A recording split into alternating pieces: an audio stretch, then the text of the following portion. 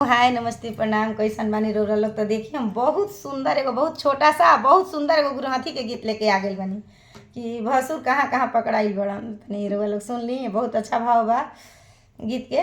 तो सुन के हमारा चैनल के आशीर्वाद जरूर दे हम लोग। अरे कवना गलिया